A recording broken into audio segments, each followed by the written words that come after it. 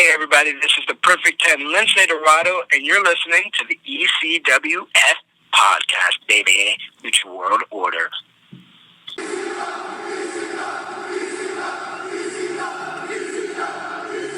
Get the F out. All right, welcome to episode number 33 of the ECWF podcast. We will not get the F out, we put the F back in. I'm your host, Sean Bicken, coming to you from the Electric City, Scranton, Pennsylvania.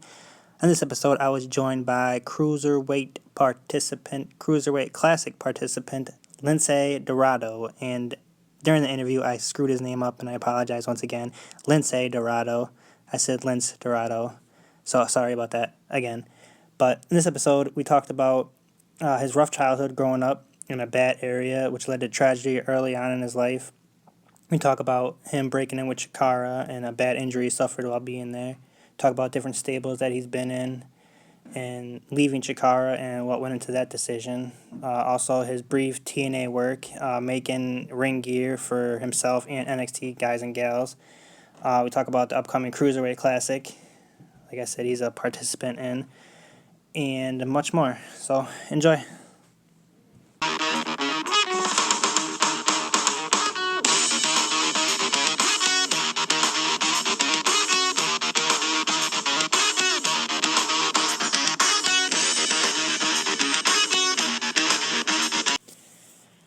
All right, back on the podcast here with Lince Dorado and down in Florida there, but you are originally from Mexico, right? No, that's not true. No? No. First of all, it's Lince, not Lince. Oh, A lot of people get that mixed up. No, it's okay, man. Originally, I was actually born in New Jersey. My background is I'm Puerto Rican. The only reason a couple of years ago why we had said I was from Mexico was because, Lucha Libre is known from the Mexican country. And, that was my training. That's the style that I was trained in. So we kind of paid homage to, the place and the origin of where the style came from. So a lot of people didn't know that. And a lot of people are surprised when I tell them I'm not really Mexican and I'm actually Puerto Rican. Oh, okay. And, but no, that's a great... a lot of people, I'll have that one-on-one conversation with them, but it never comes up in interviews, which is weird. So you're the first person to actually bring that up. Okay. So, did you say what part of New Jersey? From South Jersey. I was actually born in Camden, New Jersey, right outside of Philadelphia. Okay. Yep. Yeah, that's like our second home. We go there all the time for the summer, like at least 2 or 3 times per the summer, and I mean, I'm embarrassed to say this now, but the Jersey Shore show is what kind of got us hooked on going to Jersey. Went there for a honeymoon and stuff, but ever since then, it's been like... There's tons of places. You got Wildwood, you got AC. New Jersey is like the middle of the Northeast, so you could get to PA, you could get to New York, you could get to Maryland, Delaware. It's very accessible to all those places. But yeah, like you said, that Jersey Shore show had opened up a lot of doors and eyes to the New Jersey area. But unfortunately for me, it was just, once I was old enough to move, it just became too touristy for me and too expensive. I love the Florida weather, and it's just easier to live down here for at least wrestlers. Yeah, oh yeah, definitely, especially now, I can imagine. Okay, so growing up in New Jersey, you had a kind of a tough childhood growing up, though, right?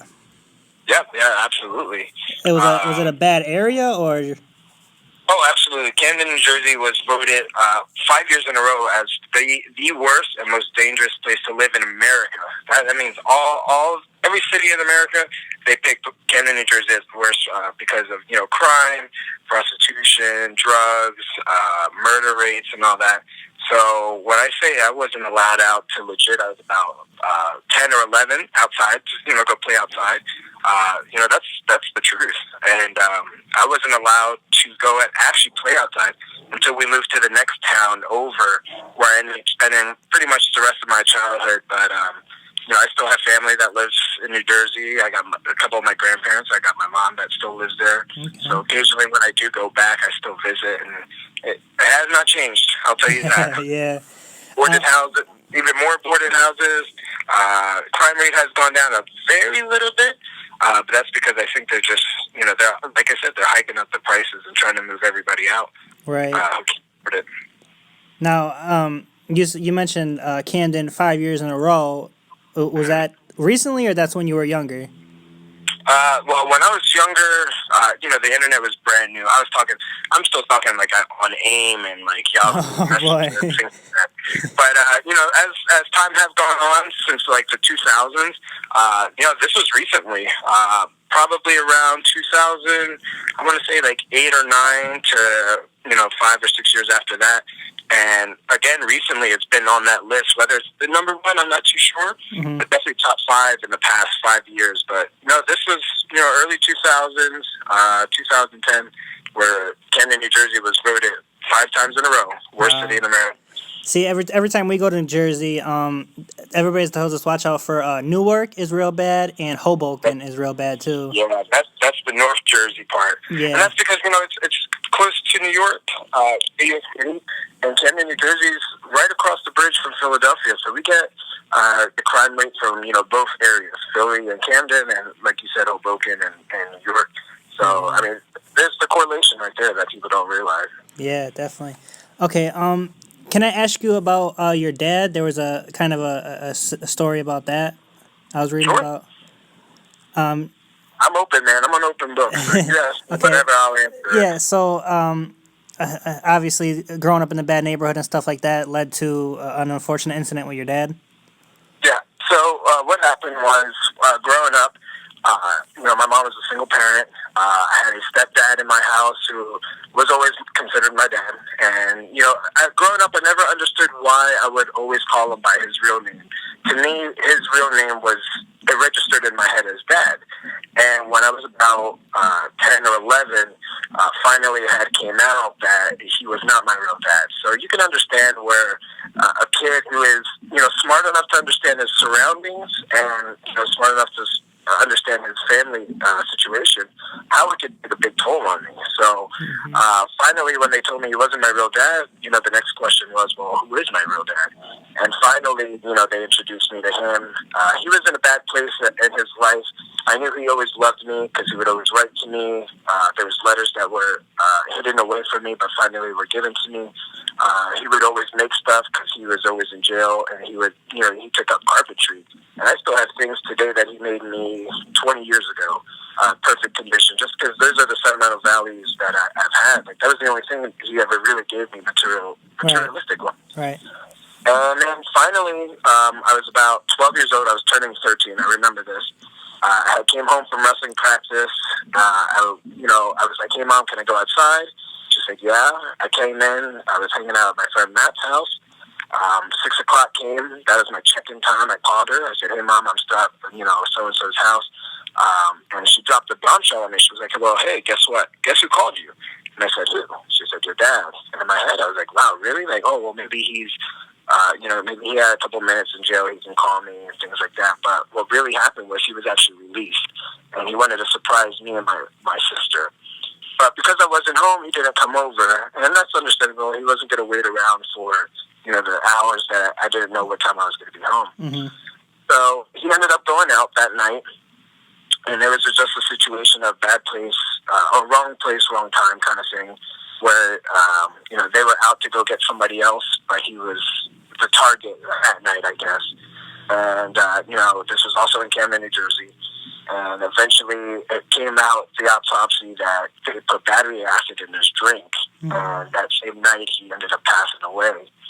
So the very next day, again, coming home from wrestling practice, because that was my life. Wrestling and sports was my escape from, my environment. Mm-hmm. So when I did that, when I came home, they sat me down, and I saw my stepdad crying. And I knew something was going on, because he is a grown man. He never cries.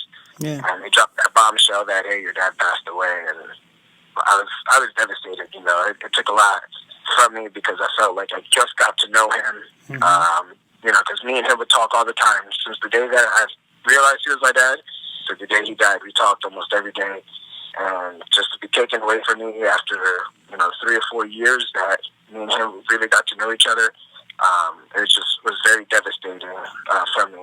You know what? That same year, I actually lost my grandpa, too, who was my second father figure to my stepdad. Mm-hmm. And it was just like one after the other. I was like, whoa, this is the crazy. Yeah. thing. So, that helped shape my life. It was a bad incident, a bad event in my life, but it actually helped shape me to be the person who I am today. Yeah, I mean that's like a big thing too, because you mentioned your stepdad. You thought was your dad for the first 10, 11 years. Did he have a relationship with your real dad before you knew about it, or? Yeah, so it came out to be that my dad, my biological dad, was man enough to realize that he wasn't going to be able to be the father that he wanted to be to me and my sister. Yeah. And I respect that a lot because it's not very tough to be a dad, but it's very tough to be a man who has a child who understands that they're not responsible to have that child. Absolutely. So when my mom and my real dad split, and my mom started dating my stepdad, they had a conversation. And from my understanding, is they had a meeting, and they sat down, and my real dad gave the blessing to my stepdad to go ahead and raise me and my sister the way that he wanted to. And he respected the values that my stepdad did, and I respect it to this day. My mom and my stepdad aren't together anymore, but I still call my stepdad. Still write to him on Facebook. He comments on a couple things on my Facebook every once in a while, but me and him are very still close because that's the guy I spent a good part of my childhood, if not my entire childhood, until I was a teenager. With, and he has showed me a lot of things that I would never forget, from fixing things around the house to life values. Yeah, definitely. Okay, you mentioned your grandfather too. I know he was a big influence on you as well. You mentioned, he gave you your nickname. Is that right? Yeah, he was. Well, that part of the family from my mom's side, he was. Man, my grandpa was a saint, and what's funny? His real name is Santo, and in Spanish that means saint. Mm-hmm. And he was a big part of his community, his little area, because he would offer jobs to a lot of the drug dealers to try to get them off the streets. He would do a lot of the yard work. He would sell candy to the little kids.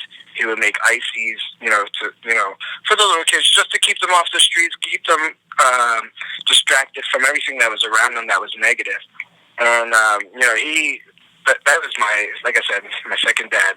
And he passed away because of cancer, and it wasn't anything like his environment took him. It was just years of smoking, and then 30 years later he stopped smoking, and just over time his lungs got bad, and like I said, cancer took him away from me. But he was very influential to me. He loved watching wrestling with me. Him and my other grandpa are the reason why I started watching wrestling. And, they supported me in everything I did, from wrestling professionally to wrestling amateurly. And I learned a lot from him. Definitely. Now, which grandfather was it on your mom's or dad's side that died the same year as your real dad? I'll say that one more time. Which grandfather was it on your mom or dad's side that died the same year as your real dad? My grandfather on my mom's side died. Okay. And I mean, to have two losses like that, kind of back to back, I mean, what was the challenge like? Yeah. What was the challenge like? Because like living in that bad area, you could have easily turned to drugs or that kind of lifestyle. Absolutely. Well, because my dad was big into drugs, and that was the reason why he was mostly in jail. I knew that wasn't the avenue for me, right. And I took that as I think it's time to move kind of thing. So, me and my sister fought with my mom and my stepdad, like, this isn't the area. This isn't a place to grow family. If you want me to be like my stepdad, if you want me to be like my real dad, you can keep me here. But if you want me to do something with my life, we need to move. And, that's what we did. We ended up moving not so much farther than Camden, but right outside of Camden in the next town, which was a lot better, a little bit smaller, less temptation, I would say. Mm-hmm. And, it's just very fortunate that I was able to do that because not a lot of kids can do that. Yeah, definitely, to have the know-how, yeah, like the willpower almost. Oh, absolutely. I've grown up with kids who were, president of the classroom or president of the class and, straight A students, and now they're stuck in that same environment. So they're stuck doing drugs. They're not working. They dropped out of school, whether it's high school or college. It's very sad and frustrating, but at the same time, I knew I didn't want to be a statistic. And that's what I needed to do. Absolutely. Okay, so getting into wrestling, you were a tape trader back in the day, right? Old ECW, New Japan stuff. Oh yeah, I was one of the probably the last generation of those tape traders because Yeah. Camden, New Jersey was right outside of Philly, and literally all the bridges that went into Philly, especially the Walt Whitman Bridge, and if anybody knows, the Walt Whitman Bridge drops you off right in front of the ECW arena. Mm-hmm. So we would get shows there, and then after ECW closed down, you had CZW, you had ROH, you had Chikara, you had all of these other places. But really, I didn't know anything about the indies until I actually broke in. Everything was WWF, WCW, AAA, CMLL, WWC in Puerto Rico.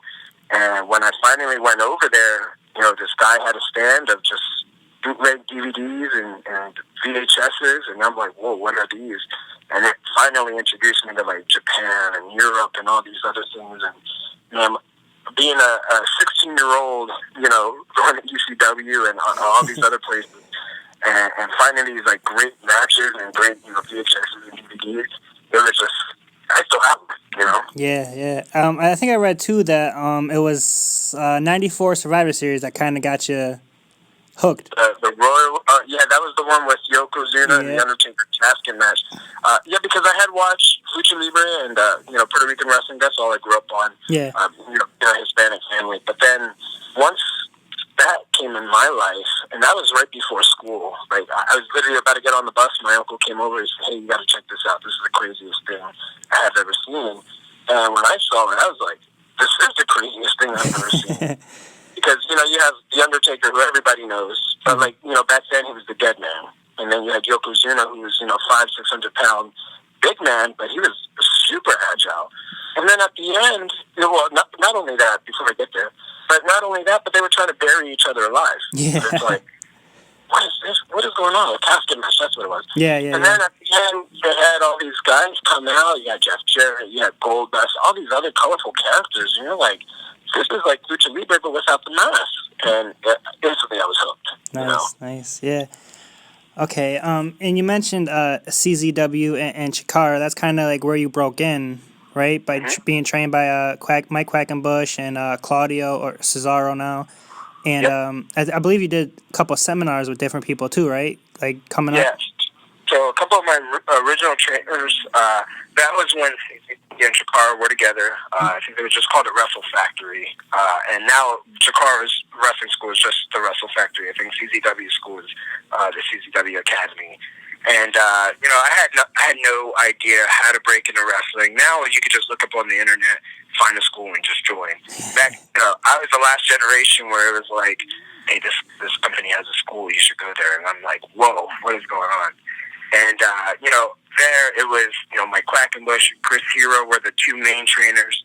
You had Claudio Castagnoli, you had Sarah Del Rey, and then you had a few other, special guests come in to do, seminars. And then eventually, I had got trained as well by Skyline and El Pantera. So in the the traditional Lucha Libre style.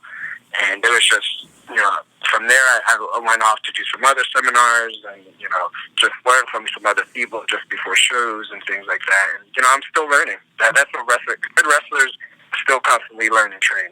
Yeah, absolutely, yeah. So with all those different kind of styles, though, mixed together, how did that help shape, your style? Absolutely. So right now it's actually made me a little bit more diverse because I can have matches with anybody. And what I mean by that is, I could do the Japanese style, do the Lucha Libre style, which I'm a little bit more comfortable doing. I could do the American style. I could do the catch as can if I really wanted to. I could do all those styles because I was introduced and I was exposed to all of those. But a lot of people, they get trained in one style, and that's the only style they do. They don't accommodate the other wrestlers. They don't, change who they are to help each other out. Because in wrestling, you have to work with each other to both look good. If you try to outshine the other guy, then the match is probably not going to come out, really good. Mm-hmm. But it's made me a very diverse wrestler. A lot of people, I like working with a lot of different style of people because it's a good challenge for me as well. And, it's given me a lot of good opportunities. And, I'm very grateful for the training that I've gotten at the Char and Wrestle Factory, along with other places that I helped got trained at. Yeah, okay. Now, you've been in it for about 10 years, is that right? That's correct. Okay. And before, maybe it might have been early in your career, correct me if I'm wrong, but your entrance music was Eye of the Tiger? Yeah, the Eye of the Tiger for almost for Nice. a while. It wasn't like, hey, what's your entrance music? It was like, this is your entrance music. I'm like, okay.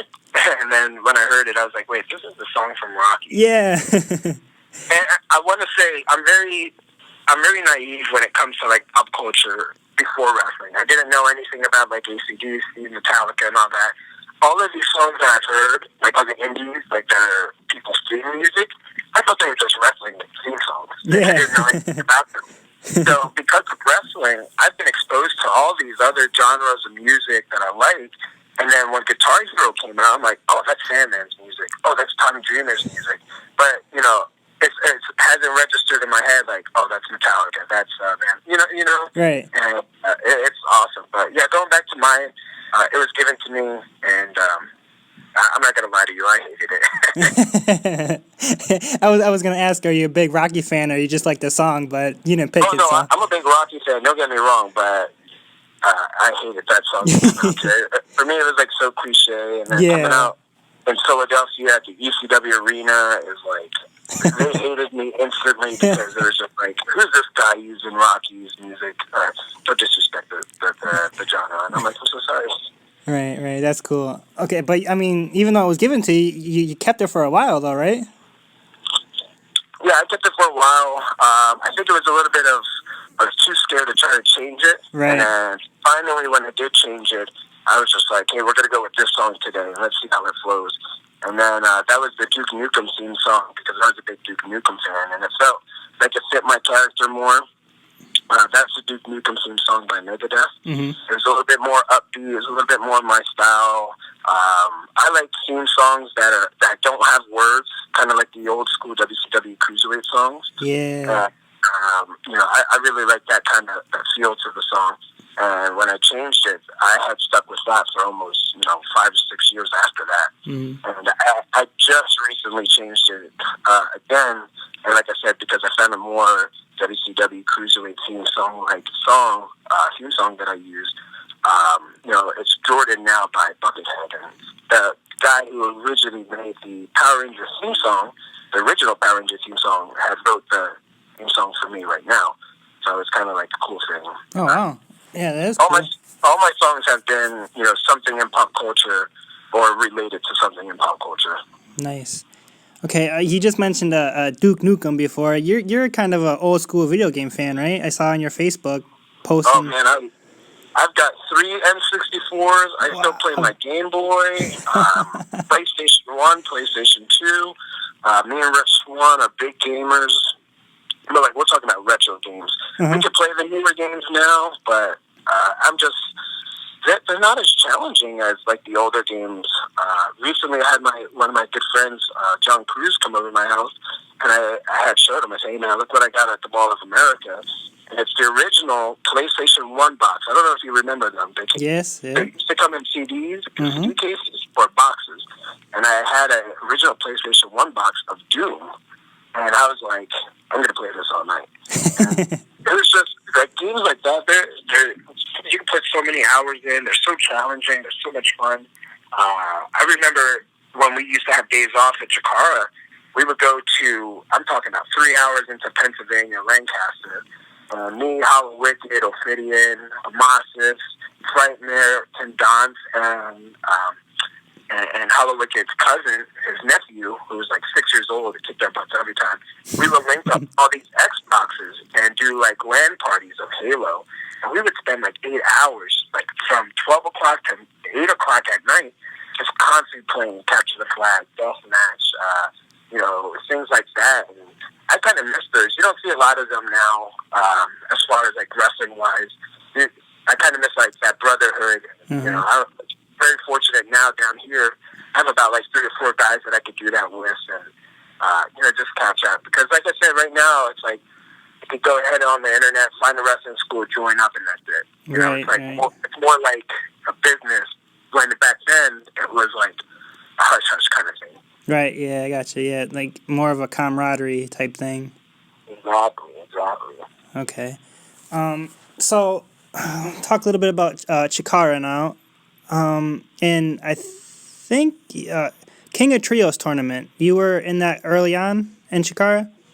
Yeah, I was actually in the very first one. Yeah. And then I won the second one, me, Pantera, and Incognito, who is now the Sin Cara in WWE. Oh, okay.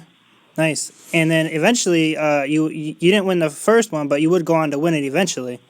Yeah, I won the second one in 2008. And I think I have the record for the most wins, along with Pantera, for, wins at the King of Trios tournament.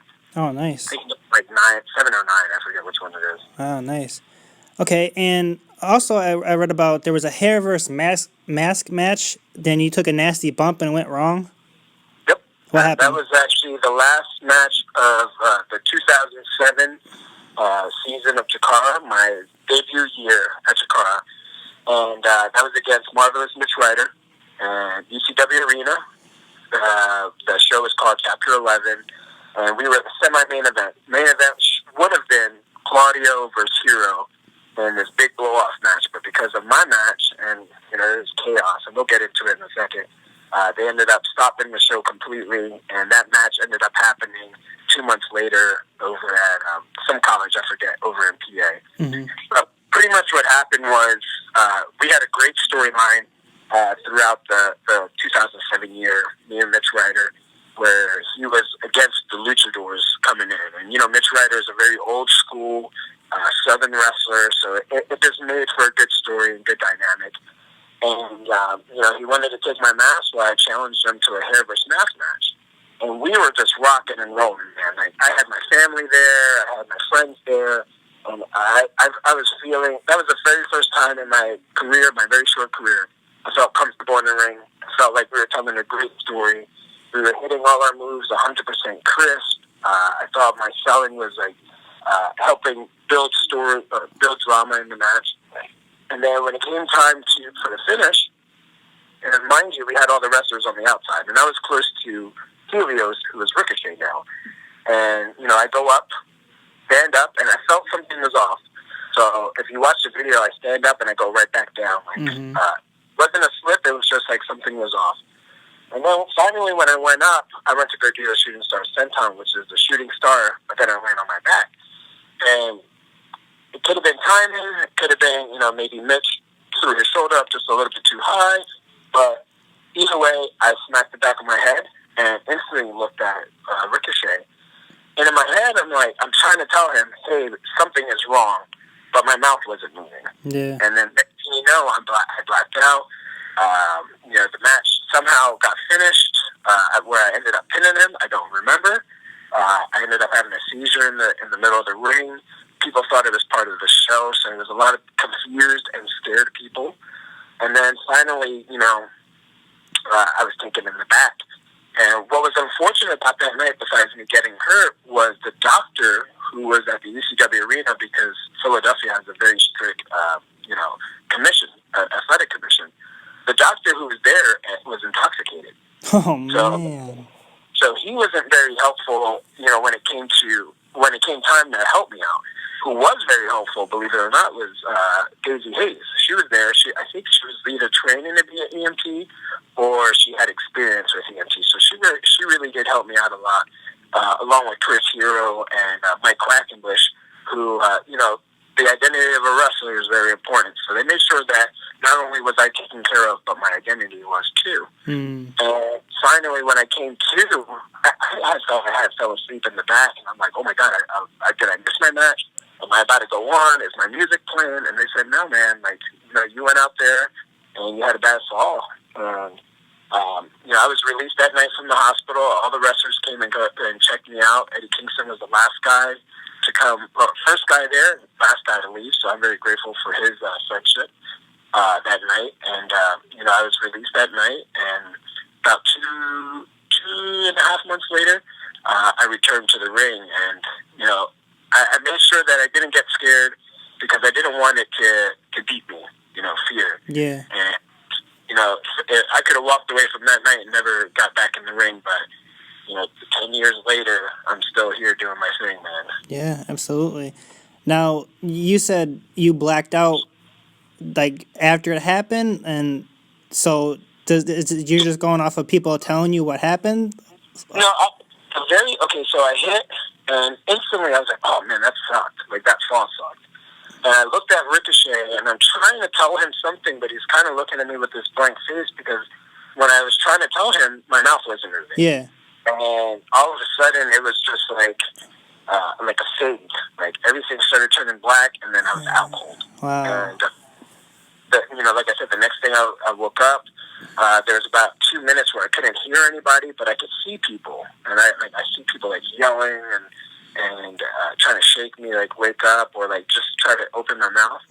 And then finally, when I did open my mouth, it was just, like, a big sigh of relief that I was okay, because I think I was like 18 when that happened. Wow. I was super young when I had my first match. Yeah. First big match, let alone at the arena in Philadelphia. Oh, And wow. it was a life-changing experience, but like I said, I didn't let it beat me, because if I did, I wouldn't be wrestling today. Yeah, absolutely. What was the official diagnosis? Was it a concussion or was it worse? Yeah, it was the worst concussion you could get. Yeah. That was actually the worst injury I've ever gotten because of wrestling. I also had a seizure in the middle of the ring. Yeah. It was recorded for a good 10 seconds. You could see it on the video. There was a good 15 minutes that I heard pass by from when it happened to the finish, and they tried to take me in the back. And there's like raw footage of it. I've never actually seen the raw footage. I don't need to see it. I already know what it is. I don't need it. I don't need that image in my head any more than I have from the images that I've already seen. And, like I said, I don't let those things bother me as much. But, it was diagnosed as a serious concussion. Mm-hmm. No injury to the neck, to the back. It did leave my left eye or my vision a little bit messed up. And if you check out the BDK gear, the mask has a red, scar mask, like a scar mark on the eye. And that's kind of just to, pay homage to that incident. Because you should never forget. You should always remember what made you who you are. Yeah. But you don't ever dwell on it. So that was kind of like why that was part of my mask for that time. Yeah, that's really cool. And you said it didn't keep you out too long. Did they give you a prognosis of you're going to be out this long, or you kind of got back as soon as you could? No, they gave me that time frame. Oh, I okay. think I had a couple bookings, like the very next week that I had to cancel. I was supposed to be on PWS, and because of that, I had to cancel. And I guess that burnt the bridge with them, which was kind of frustrating because I'm like, well, I got hurt. I don't understand why you guys are going to penalize me, even to this day, honestly, for AKA no showing. But I was like, it's documented everywhere on the internet that I was hurt. And, it's whatever. They're doing well, and I don't wish any bad things on them. But no, even when I made a return, it was just a run-in. It wasn't even like a real match. Oh, okay. I think I had my first real match 4 months after that. Mm-hmm. Damn, that's still pretty good, I would say. Yeah. Oh, for a serious concussion and seizure, yeah, absolutely. Yeah, look at somebody like Daniel Bryan over time. It cost him his career, so... Yeah, that's years and years. Yeah, I know, yeah, but okay. You mentioned BDK stable. I wanted to talk about that, but before I talk about that, there was another stable you were part of. The Future Is Now. Mm-hmm. Okay, yep. And who was involved in that? What was that about? So the original Future Is Now stable was 4 of us. People don't realize that. It was me, Jigsaw, Jimmy Olsen, who was the new Equinox, and Helios, who was Ricochet. And then later on, the second reincarnation, which was shortly after the original one, was just me, Equinox, and Helios. And it was just the young studs of Chikara coming in, the high flyers, the exciting wrestlers, all just grouped together to just go out there in trios matches or tag matches, any form of those combinations, and just showcase what we can do. So, the Future Is Now is exactly what it says. It's the future of professional wrestling. Because look at, Jigsaw's killing it right now in Europe. Jimmy Olsen is doing his thing up in the Northeast. Ricochet is just an amazing athlete, and he's just a superstar in the world of professional wrestling right now. And me, I'm in the WWE Cruiserweight Classic, which I'm sure we'll talk about later on. Yes, definitely. So how long did that run for, both incarnations? Yeah, I mean, the total incarnation, because they ran back to back, was probably about a year and a half. And, there were some personal things that led to people leaving, whether it was Chikara or the stable itself. And then, like around that time, but it was shifting. And what I mean by that is Chikara was slowly changing from, the goofy characters to a little bit more wrestling, back to, a little bit more story-based. And it was just, when you have a roster of so many diverse wrestlers, you got to pick it. And, that's ended up why the Future Is Now kind of broke off. Okay. It was around that time, too, I think, that you suffered another injury, suplexed into the ring steps?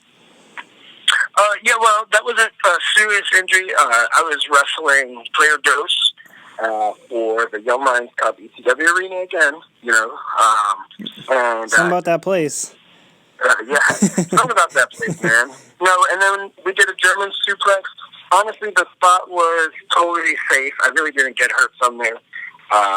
It was a spot that was planned as far as like in the match, and we just executed it well enough, and the selling was done well enough that a lot of people said it was a real injury, but really it wasn't a real injury, and nothing came about it. Okay. The act of selling. Yeah, man. There we go. Make you believe almost 8 years later that it happened. Yeah, definitely. Okay. And you mentioned before the BDK stable.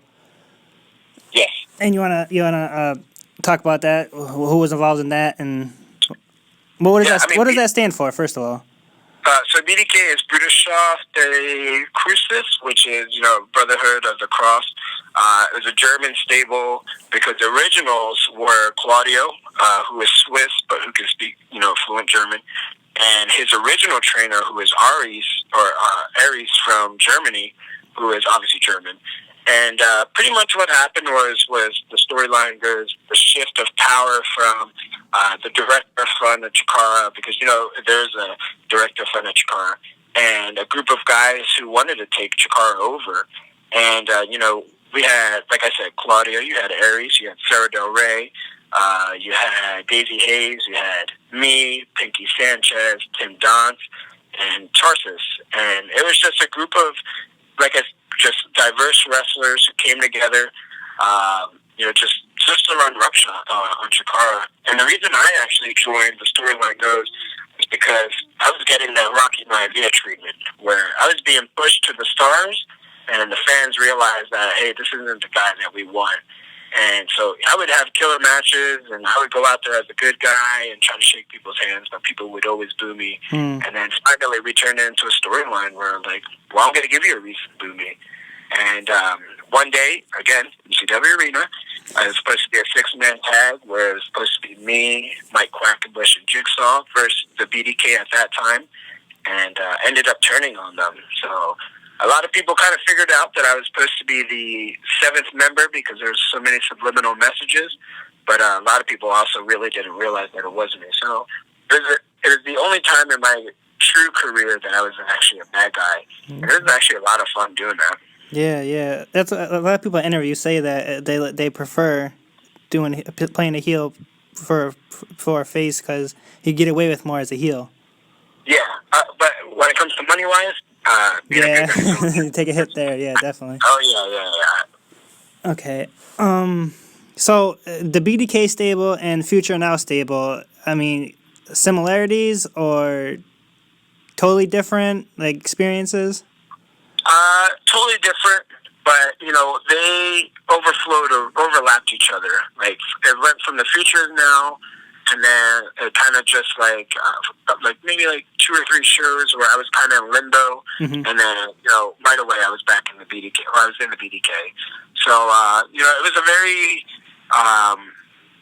Future Is Now. We were just if we wanted to have a good match, they would put us on. Right. BDK, if I wanted to be in the spotlight and excel in my career, that's where I needed to be. Okay. All right.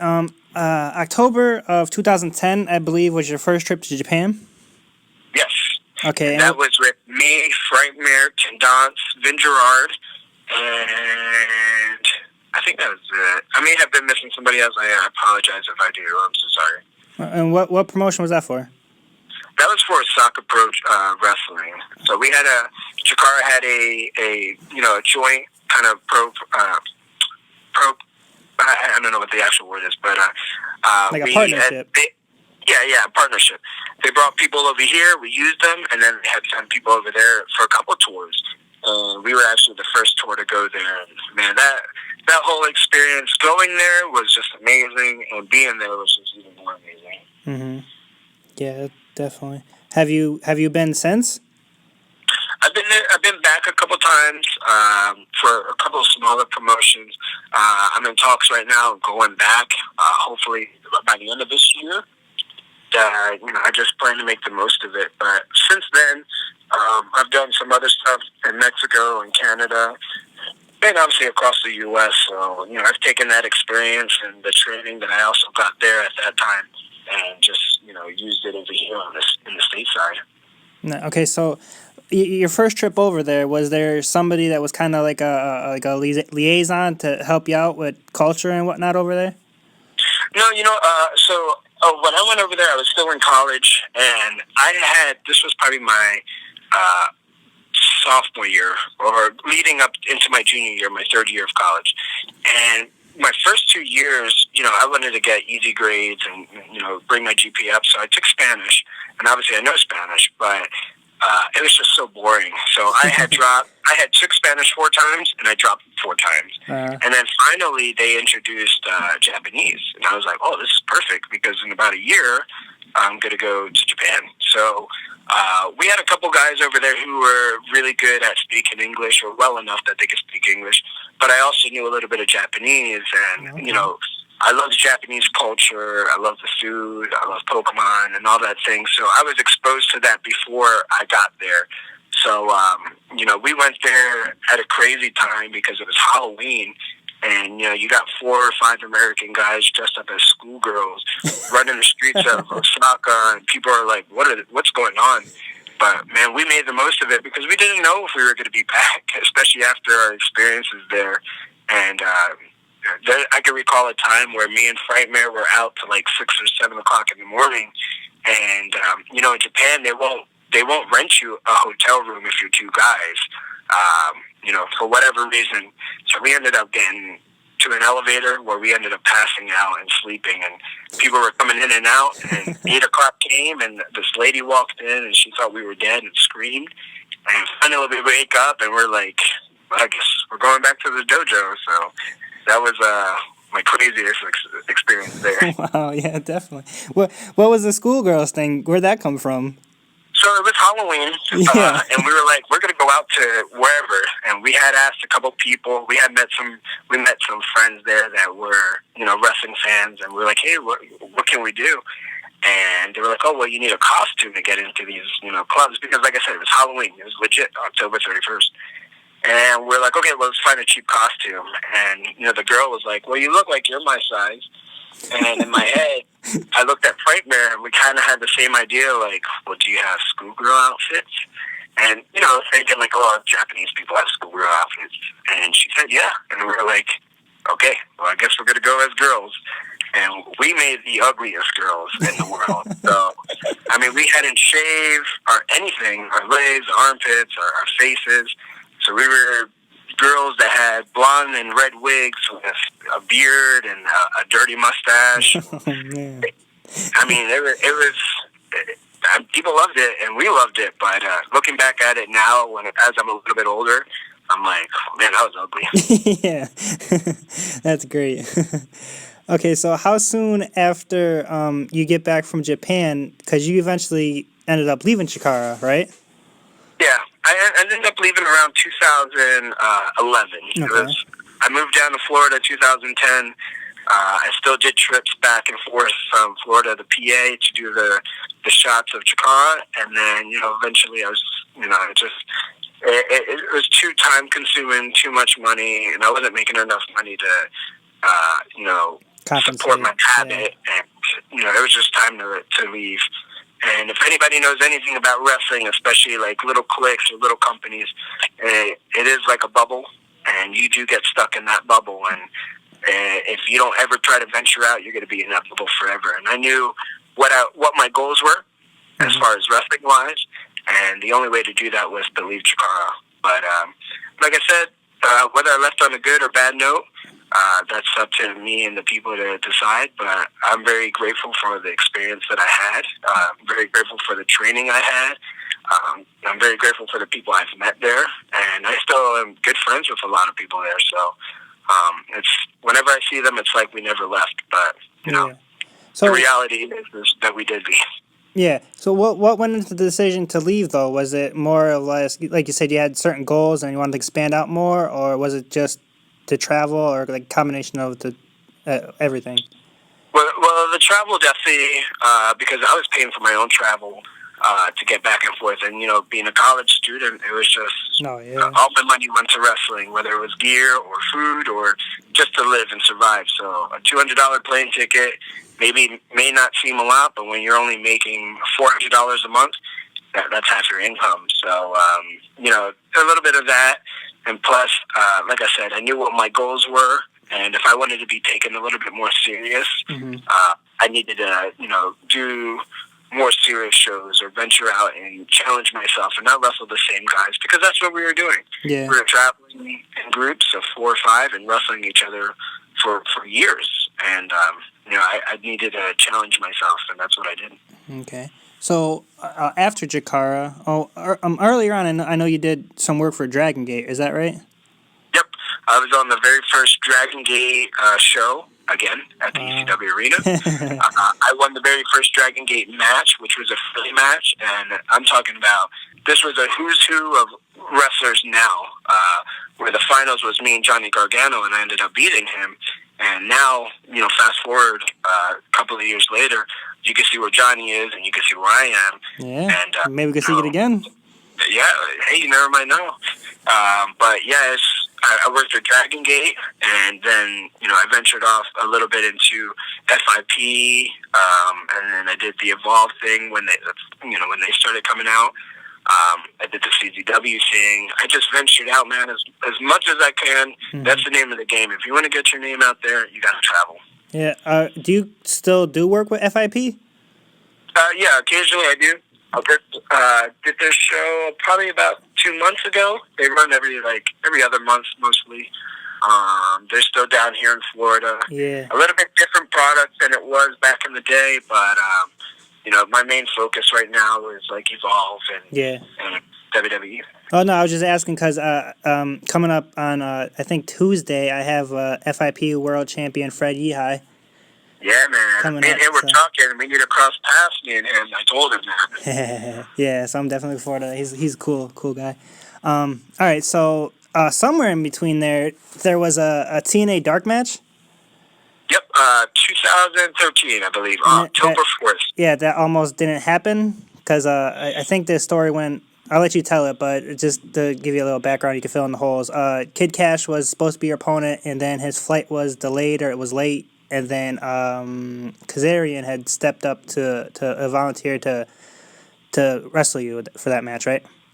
Yeah, so what happened was, that was October 4th was that match. A couple months before that, I randomly got an email from Al Snow talking about, hey, we like your work. We know that you're in Florida.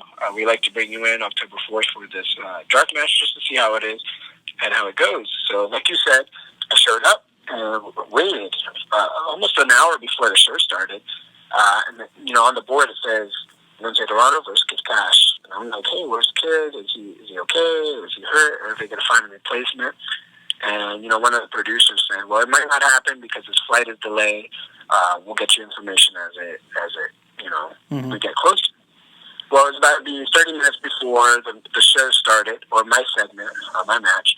And, they're like, hey, we're going to scrap it. And then Kazarian kind of heard that, and he's, I think at that time he was like the tag champs with Christopher Daniels. And he said, hey, well, I'll wrestle him. And I was like, man, this guy didn't have to do that at all. He's TNA tag champion. He's salary. He doesn't have to worry about getting in the ring. He doesn't have to take bumps or anything. But he volunteered, and I thought we had a great 10-minute match where everybody liked it. We walked in the back. He loved it. Christopher Daniels was like, that was awesome. AJ Styles came over to me, and he gave me some great feedback. He said the only thing that he didn't like was my lockup, and that was because I had a little bit different lockup because it's a lucha style. But, ever since then, I fixed that. So I thought we had a great match, and very, very fortunate and very grateful that he did that for me. Yeah, definitely. That's cool. Okay, and then that led to there was a 7-way match a few months later, but that didn't go so great for you. Yeah. Okay, so, the TNA has a stigma to it, whether it's good or bad. Mm-hmm. That was their very first one-night stand pay-per-view where it was the one night only, I'm sorry. Yeah. Extravaganza, all X Division. And this is the time that the X Division was just on fire. Like, that was their meat and potatoes. Everybody who watched TNA watched it for the X Division. And originally my match was supposed to be me, Matt Bentley, Sean, he's going to hit me for it. I'm so sorry. And one other person, I forget who it was. And a 4-way cage match. And, we had great ideas, and we were going to, tear the house down because it's a 4-way. Oh, and Puma. It was the 4th one. And then in another match, another 4-way, somebody had no show. So instead of turning that match into a 3-way or a triple threat, they said, hey, let's put those 3 guys in this cage match. So we kind of looked at each other like, what do we do? Oh, not only that, it was elimination, by the way. Oh, man. Wow. So we always had 2 guys. One corner had 2 guys in it because it was just, the ring was small and we were stuck in this cage that we couldn't get out of. And it was just chaotic. Christian York was the winner of that match. And, I'm not going to say anything bad about Christian, but, maybe the match would have been better if Christian was there mentally as well. But I got you, yeah. He did his thing, and he was contracted. So, they put him in that position, and, it just was a blah experience that second time around. Yeah. And, it is what it is. Yeah, yeah. I was there. I got paid. That's all that matters. Yeah, exactly.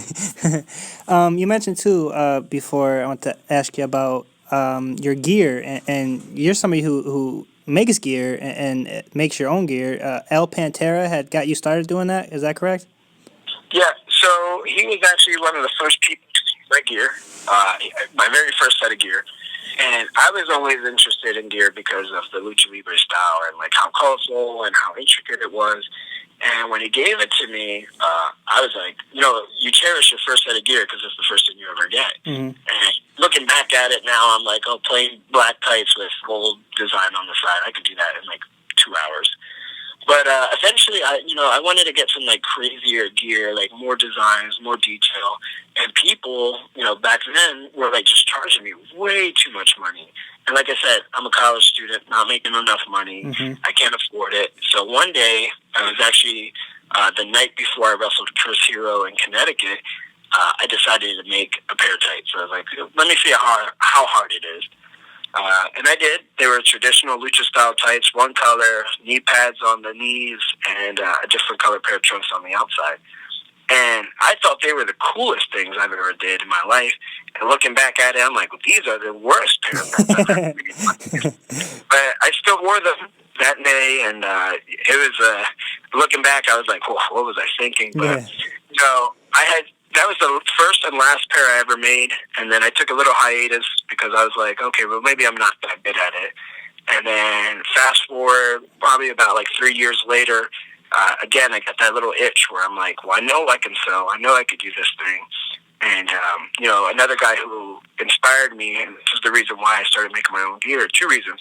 Number one, Claudio made his own gear, and I was like, well, if he can do it, I can do it, And number 2, I had a really good match at Evolve with AR Fox, and I had great feedback. The only bad thing that I got was that my gear was, not really good. And I agreed with him. And because Gabe Sapolsky told me that, I said, well, you know what? If he could tell me that I'm a good wrestler, but my gear sucks, maybe I need to get better at, my gear game. Mm-hmm. And that's what I ended up doing. I took the time to learn how to make better gear, do better designs. I'm still learning today how to do, some techniques that will help me out. But I think my gear game from when I started to now has just been, completely different. And a lot of people compliment me on my gear. Yeah, and a lot of NXT guys and gals have been showing up lately, right? With Yeah. So I used to make. I don't make as much anymore, just because I'm focusing more on my physique and my wrestling career. But I still do occasionally. Probably I'll do like 2 or 3 sets of gear a month, just to help some friends out or some new clients. But some of the guys and girls that I used to make for are, Charlotte. I made her first set of gear for her first like 3 or 4 sets. Adam Rose, Chad Gable. We had some other ones here. Man, I got a couple lists, but those were like my big ones because they always constantly came back to me. I did Rusev's first set of gear for him, and Sammy Callahan. I did his gear when he was over there in Crow. Mm-hmm. I did a lot of guys, and I still do some stuff like I said today. So is that something that kind of just spread like word of mouth? Yeah, so like I did Sammy's gear while he was in NXT, and it came out really great.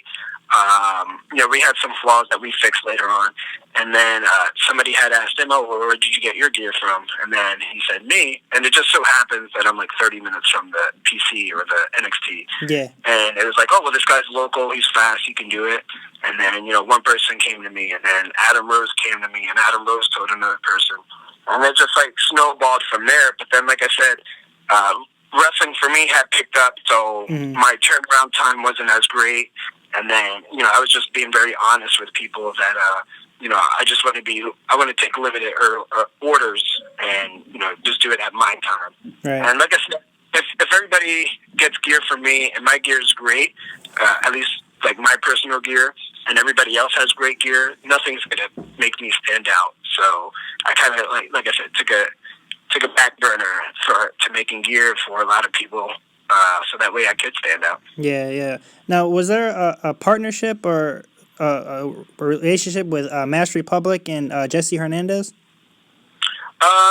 Well, yeah, we just recently, me and him, I've been with Mass Republic from 2007, and we had did a Viva La Lucha pilot in Tijuana. That was my first introduction to Mexico, and that was hopefully to be picked up by G4 at that time, but nothing happened.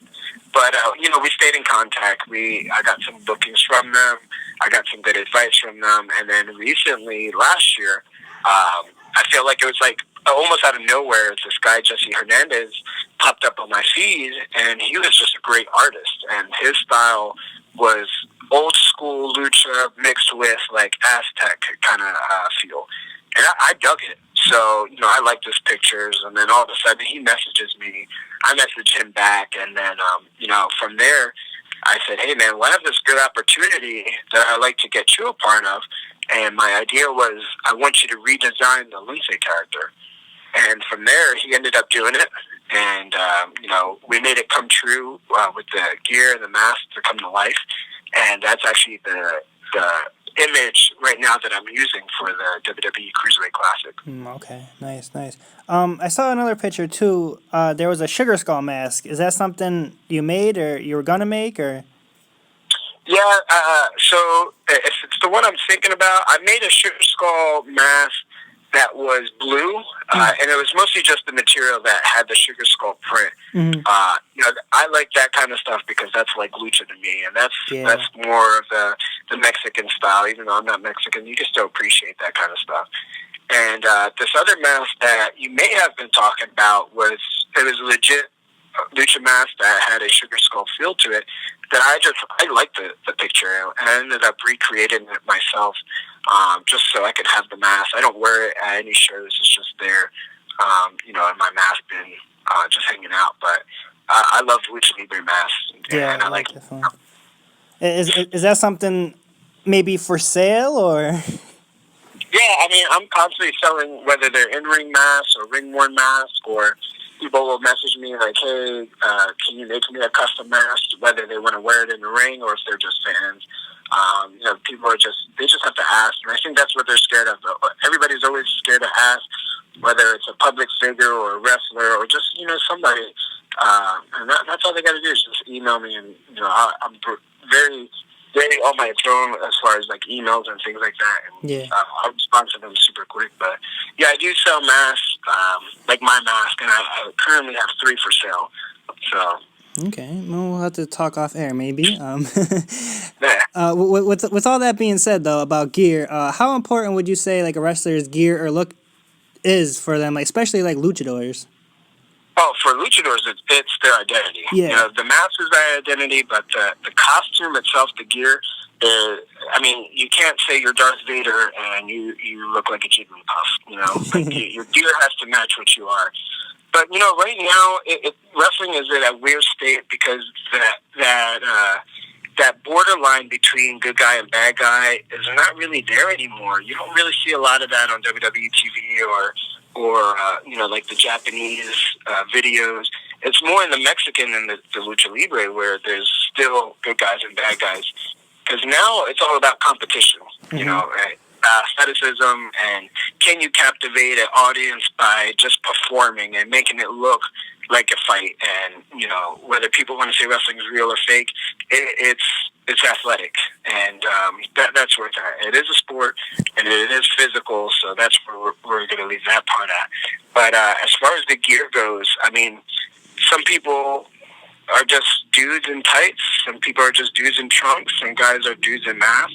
But right now, the gear to character relationship is really not there because, like I said, there's no more good guys and bad guys. It's all about competition. Yeah. So people might like something and they might go, well, I'm going to put that on my tights. And boom, it's on their tights.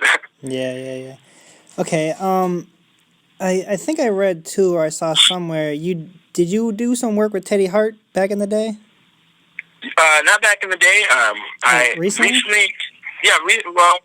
like last year and the year before that, and because of that, man, we've become like really good friends, which is like kind of crazy because if anybody knows any Teddy Hart, like as soon as you say Teddy Hart to a wrestler, they're like, oh god, here we go. Yeah.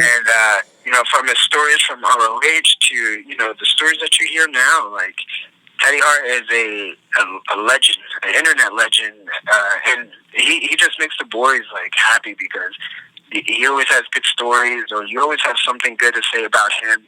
I've never heard any really bad stories about Teddy Hart, whether they've been because they're just funny or they're just like, well, I can't believe he did that. Yeah. But Teddy Hart's been the man that I've watched for a while too. And me and him tagged. Me and him wrestled for a good 2 minutes, and then me and him tagged, and then we wrestled again, and we just hung out because he's around the same group of people here, for the area. So every time I see him, it's just a good time. Cool. Okay, there was another stable. Yeah, there was another stable too. You were a part of Lucha World Order. Yeah, that's my current AKA brand or stable that we're pushing. Yeah. Okay, and how did that come about? Yeah, so actually, a little bit of FIP comes into play here, and so what ended up happening was FIP when it fell off the face of the earth, and then it came back because management gave the reins to somebody else, and there's a group of guys there, and it just so happened that we were all Latino. Me, 450, John Cruz, and Jay Rios, and we felt like we were the workhorses at FIP. And again, if they wanted to have a good match, they would put them with us, whoever it was, whether it be Juicy Product or their champion, Caleb Conley, or whoever it was at that time. They would say, okay, well, you're going to wrestle these guys. And we were never really pushed to where we felt we should have been. So kind of like a real life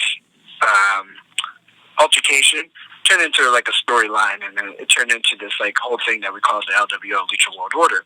And obviously we're big fans of Eddie Guerrero and the original Latino World Order, and it just worked out that Lucha and Latino started off with the same letter. Yeah. And Now it's crazy because people will now refer to us as that. Like, it started out as just me just calling us that, just to pop us or whatever. But then, companies will book us as like tag teams, like, oh, the LWO versus, this and that, or trios matches, and that's what we, specialize in as trios matches because nobody else really does them. It's always tag matches. Mm-hmm. Now we've teamed up with like Mass Republic to do Lucha World Order merch. This guy named Chris Parks who does Pale Horse, and he helps create a lot of the logos and the designs that go into that.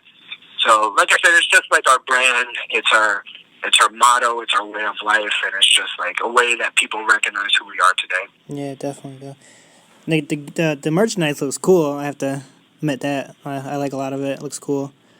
Thank you, man. Okay, you have done a whole bunch of tournaments throughout your career, and King of tournament.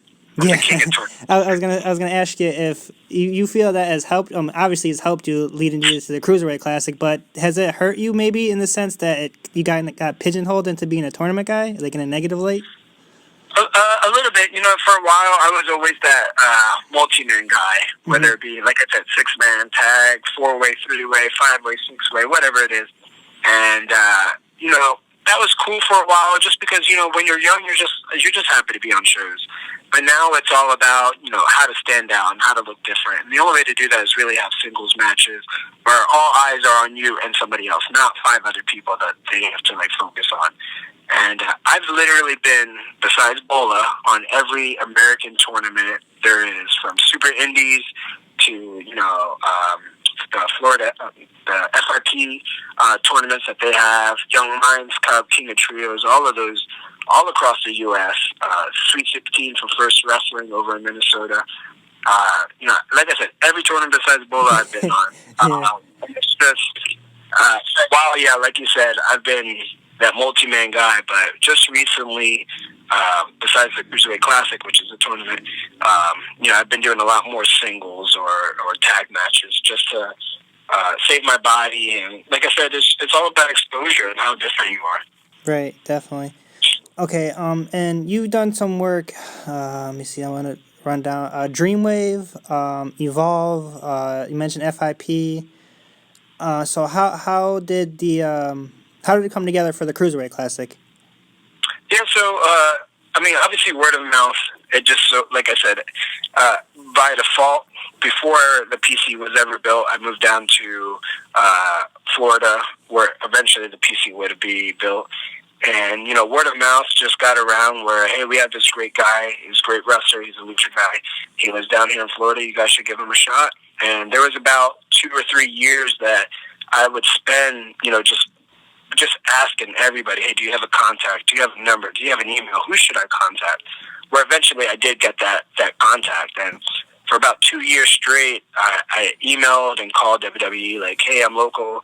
I was interested in doing extra work, and then I wasn't interested in doing it because I didn't want to, hurt my value, and just years of just heckling them. And then eventually one day, and that, like I said, Gabe Sapolsky has been a great influence in my career, whether he knows it or not. And I don't think I've ever actually told him this, but I guess he had talked to WWE. This was during the time that WWE and Evolve are working together. Mm-hmm. And, they had told him about me and, mentioned that I was local. And one day I checked my email and I got an email from WWE saying, hey, we may have an opportunity for you. Please make sure that you email us that day, this particular day that they gave me. So I spent about 2 months just looking at my calendar, looking at the time, and eventually when that day came, I emailed them, and instantly, right away, I got an email back, asking me if I was interested in doing the Cruiserweight Classic, and, I emailed them. I didn't know what else to say besides yes. So, yeah, right. Of course. So, take me to the process of, okay, you get the email, you're going to the Cruiserweight Classic, and obviously there was I don't want to say tournament, but qualifying for that. So I was very fortunate where I didn't have to qualify. Oh, okay. They had announced about 6 or 7 names, and I was the last person on that list where they gave me the okay to go ahead and announce me. at an FIP show. So, I showed up to an FIP show, I wrestled, and then they pulled me aside and said, hey, do you mind doing an interview saying that you're going to be in the Cruiserweight Classic? And WWE gave me the okay. And, I made the announcement there, and I ended up being, before they announced everybody, the very last person they announced. I was like the 8th person that they announced out of the 32 guys. Oh, okay. And, I didn't have to qualify. A couple of the guys, even if they were announced, were qualified. But, you kind of knew that they were going to go over in the match because, they were already announced. But, in wrestling, you never might know. They could announce them, and then somebody might upset them. Right. And, somebody else is now in the tournament. So, I didn't have to qualify, and I was just very fortunate that I was already in the tournament, and I'm just happy to be there, man. Right, definitely. Now, they take that serious with the weight class, with the weight limit, right?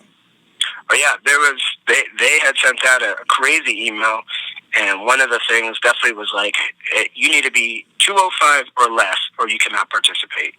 And, I was like, well, I'm nowhere near 205, so I'm okay. When we showed up, there was about 3 guys that you looked at them, you're like, well, you're definitely over 200 pounds. You are pushing it. Mm-hmm. And one of my good friends, Alejandro Sayas, who is representing Chile, and the video is out now. You guys can check it out on WWE.com or their YouTube channel. He was announced, and it was legit. Like, everybody saw it, and they did not add weight. They did not take away weight. He weighed 205 on the dot. Yeah, so I saw that. He had dropped 35 pounds to be a part of this tournament, and I'm glad he did because his hard work did pay off. Mm-hmm. Because he did make the weight, and he was able to participate. Yeah, that's cool. Now, as far as something like that, though, if somebody doesn't make weight or an injury or something, do they have, like, a certain number of guys as reserves? Yeah, there's always reserves for those kind of things, and, there was information that was leaked out that there were about, like, 3 or 4 guys that they brought in, just in case, but, and you feel for those guys, especially if they don't get picked or they don't get used. But, at the same time, that's spots, man. Like, that potentially is your spot that could be taken away. So, if they're there for a reason, and everybody who needed to be there and make the weight, they made sure that they busted their butt to make the weight. Okay, now, I don't know if you're allowed to answer this or not, but at the end of it, because I'm still not sure how it comes together as far as, like, brackets or how it breaks down or groups or whatever. But at the end of it, is there going to be a title and, like, going forward, like, a new division? Yeah. Well, that I cannot answer because I don't have the answers. Okay. You know as much as I do, brother, and that's not even, like, me trying to sugarcoat it. It's a learning process right now with all the wrestlers and WWE because they don't know how it's going to be taken by the audience, or the live audience.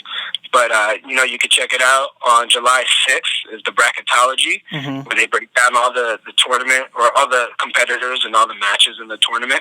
And I'm pretty sure they're going to say, maybe what the winner gets or what the end result is. But honestly, man, I cannot answer that because I don't have the answers. Nobody does. Yeah. I don't even think Vince McMahon and Triple H have that answer right now because we're changing the wrestling business right now, and it's just new territory, and it's just a new generation of guys who have this desire to just go out there and just perform, and wrestling is changing. Right now the cruiserweights are at the front of it. Mm-hmm. Yeah, I was gonna say, just a couple weeks ago they had the Best of the Super Juniors tournament, and then you mentioned Ebola coming up, so it's like a good time to be in that kind of weight range. Yeah, that's what all the wrestlers are. Like the current wrestling scene is like they're Daniel Bryan size. They're not these big dudes. They're not like these really small dudes. They're just, normal sized dudes with different bodies and different physiques and different wrestling abilities. And just right now, there's no mold for what the wrestler looks like because every wrestler looks different. Mm-hmm. Okay, so coming up in the tournament, is there certain names out there that you looking forward to working within the tournament or even in the future? Yeah, man. Obviously, every wrestler there is there for a reason. There's something special about them that WWE saw that, if they're there for a reason. So every one of them are special, and I would definitely love to wrestle each one of them.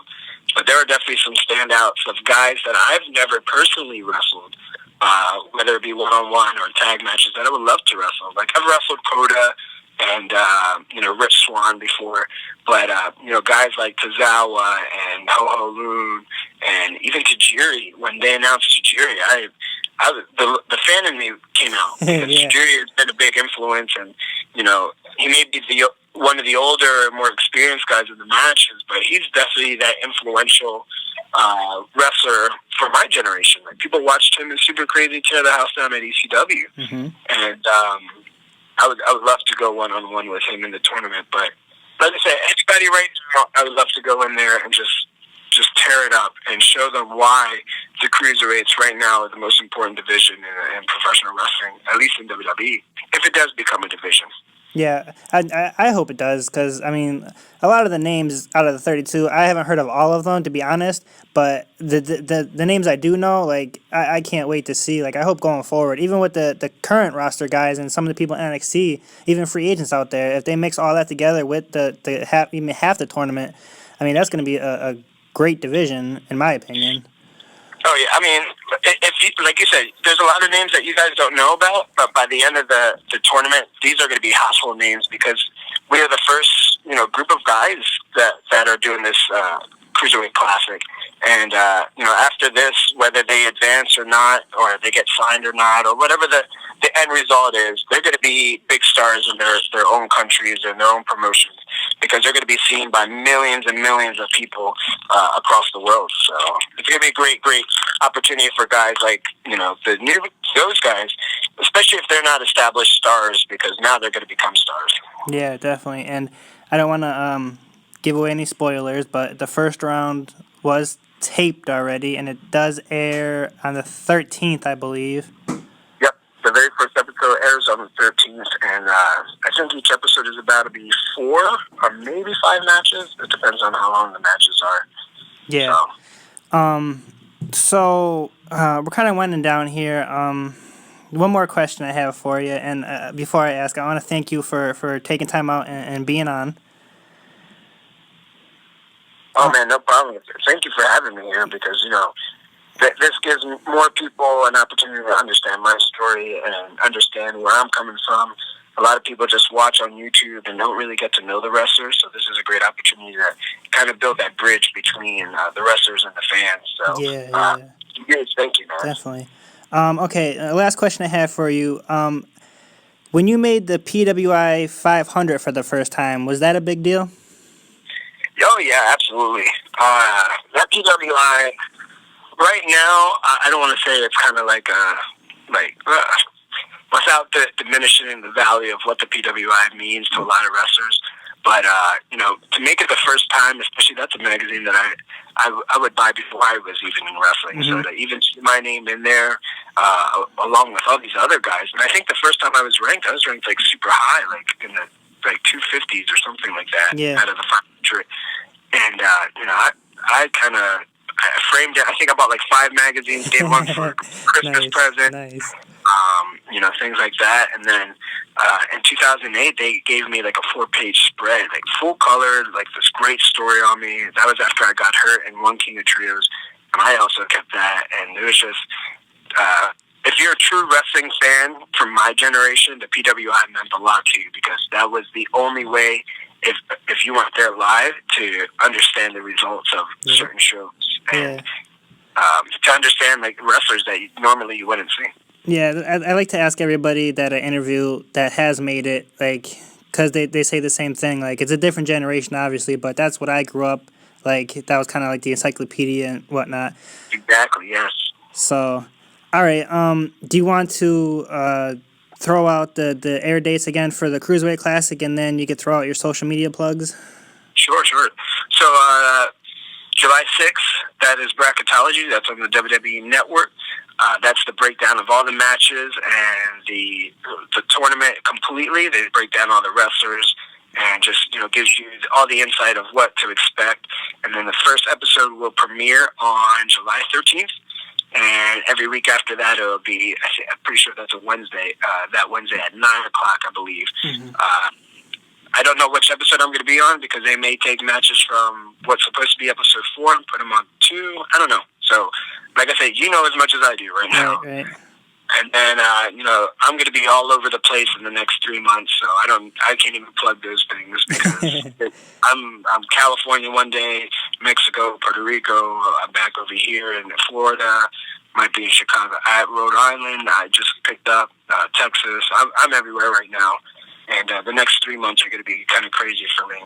Okay. But the only way to check me out and keep up with me is social media. I'm on Instagram at Lince__ Dorado. I'm on Twitter at Perfect10LD. Facebook at Facebook.com/Lince Dorado. And you can always email me questions, comments, hate mail, good mail, fan art at Perfect10LD@gmail.com. And I'm always answering whether it's good or bad.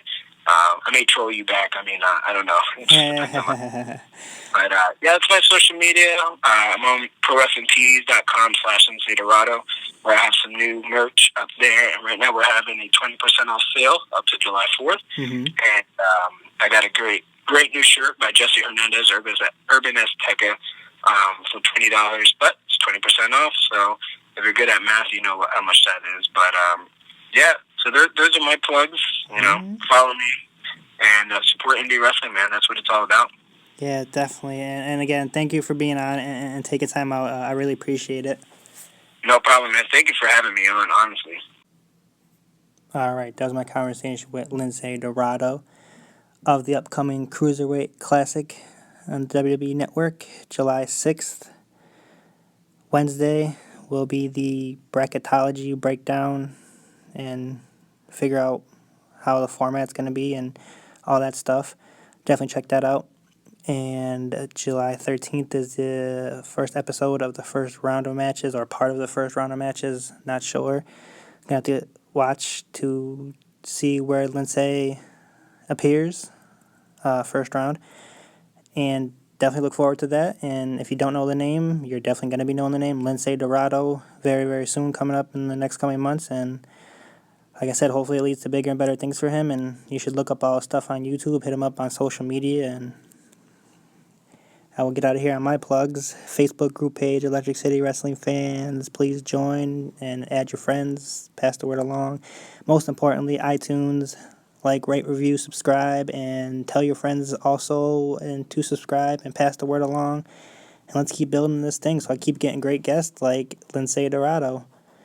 So I'm going to go enjoy some fireworks, guys. Enjoy.